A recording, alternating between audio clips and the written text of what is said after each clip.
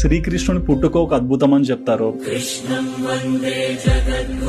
అసలు ఈ జన్మాష్టమికి శ్రీకృష్ణుడి పుట్టుకకి ఉన్న సంబంధం ఏంటి? కృష్ణుడు 4 చేతులతో చతుర్భుజంతో నవ్వుతూ కిరీటంతో శంఖ చక్ర గదా పద్మములతో కౌస్తుభంతో వనమాలతో పీతాంబరంతో పుట్టాడటండి స్వామి. వింటుంటేనే ఎలానో ఉంది. భగవానుడు అవతరిస్తాడు. వసుదేవుడు ఇలా శ్రీకృష్ణ భగవాను ఎత్తుకున్నాడు. వెంటనే వాళ్ళకి కాళ్ళకి వేడీలు వేస్తున్నాయి అన్నమాట. అవన్నీ చేతులకి వేసుకున్నాయి, అన్నీ తెగిపోయాయి. ఎంత క్రూరమైన భటులు ఉండేవాళ్ళు, వాళ్ళందరూ నిద్రపోయి. మీకు విషయం తెలుసా అండి, ఏ క్షణమైతే మనం భగవాను పట్టుకుంటామో ఆ క్షణం మనకి కర్మ సంసారం అనే బంధములన్నీ కూడా తెగి.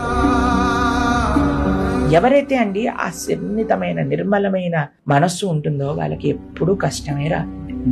కష్టం వచ్చినా వాళ్ళు దాన్ని ఆనందంగా తీసుకోగలుగుతారు. ఎందుకో తెలుసా అండి, కృష్ణుడు పక్కన ఉంటే. అందుకే రామదాస్ గారు అన్నారు, తక్కువేమి మనకు.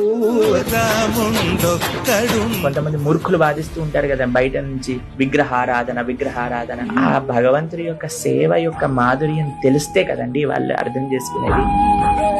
బాగా వర్షం పడుతుంది, అసలు యమునా నది పొంగి పొర్లుతుందన్నమాట. యమునా నది ఇలా దారిచ్చేసింది.